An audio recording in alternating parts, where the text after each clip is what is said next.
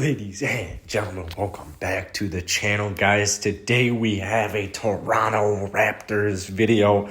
I love making these Toronto Raptor videos, man. And Toronto Raptor fans, you guys show me mad love. I love you guys so much. Let's get into it today. I want to talk about Gary Trent Jr. If you guys know me, if you guys watch my live streams or you just watch my videos, it'll come up occasionally, man. I'm a huge Duke Blue Devil fan. 100% bandwagon. It's because my family, my grandparents, they're from the Chapel Hill area. And so growing up, I was just kind of exposed to, North Carolina, Duke, NC State. So I've got a lot of love. I got a lot of respect for any player in any sport that comes out of any of those teams in that area. So Gary Trent Jr., to me, he's a special cat. This is a very special dude. This is a guy who can help out the Toronto Raptors. This is a guy who's helped out the Toronto Raptors. And a mid-season trade for a 22-year-old swingman, I mean, it's pretty crazy. I think that Toronto didn't get enough credit for kind of doing that Norman Powell swap because let's do a quick brief history on Gary Trent Jr. Now, he was actually drafted in the second round of the 2018 NBA draft. He was I've got some highlights playing. He was drafted by the Portland Trail Blazers. And so, weirdly enough, Portland's actually one of the two teams in the NBA who does not have a G League team. And so, in terms of player development, having a developmental roster closely linked with your franchise, it can just do wonders. Gary went from playing 7 minutes per game in his rookie season to kind of becoming a relied rotation option in his second year, and then obviously most recently his third NBA season. So hopes were extremely high after his sophomore year because in the bubble he just went absolutely off, and he had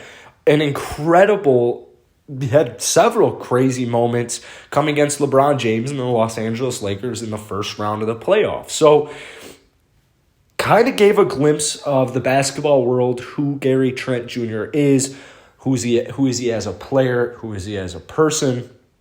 And so Gary averaged 15 points per game, 2.2 rebounds, one steal and then assist and a half per game. Now, he's a high volume shooter, so he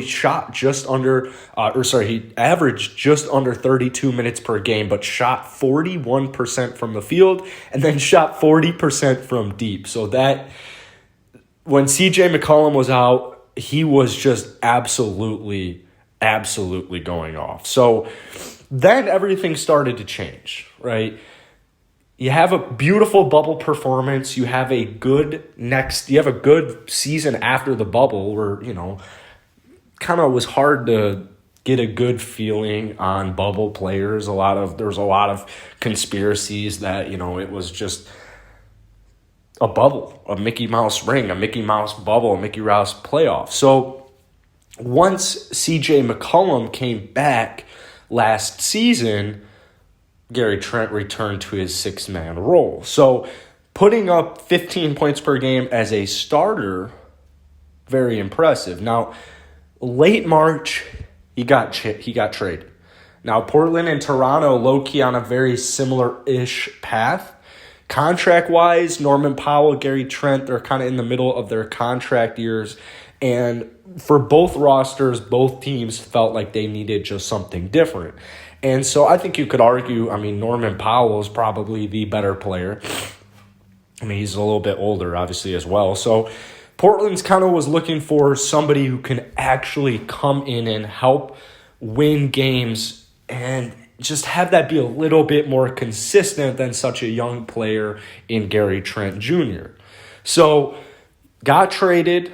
Rodney Hood was actually in the trade as well. Now, Toronto, they received a 22-year-old third-year wing with some good shooting ability. Now, the season, he began it in very good fashion. Very good fashion. He exploded for 29 points in his first three games. Then he dropped 31 against OKC, had another good game with 24. Then Toronto had a 53-point win against the Golden State Warriors. Kind of cooled off for a little bit, and then he dropped 44, a career high, on the Cleveland Cavaliers, and shot 17 of 19 from the field, 7 of 9 from deep. He just could not miss.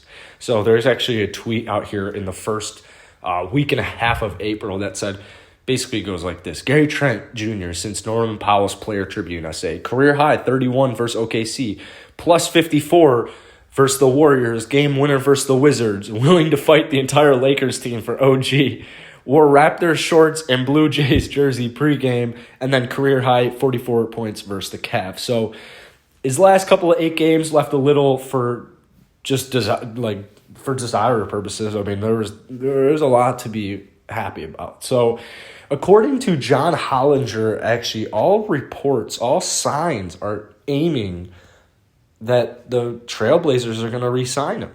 So he enters free agency as a restricted free agent, which means Toronto pretty much, they've got first dibs on him. They've got last dibs on him. The front office, they do have an opportunity to get a deal done whenever they want to as free agency gets closer. If another team offers Gary Trent a generous contract, they have the full right to match it. Now, if they do match it, immediately returns to the Toronto Raptors. And personally, I really think, especially when you have a player who was, second round, 38th pick in the draft in 2018, this is a guy who wants to prove himself in the league. And I think here in Toronto, that's a great opportunity. It's just a phenomenal opportunity. Fundamentally, he's a 22-year-old sharp shooter with good size, with a decent wingspan. He's got good leadership skills, doesn't shy away from the clutch. He doesn't back down from defensive assignments. And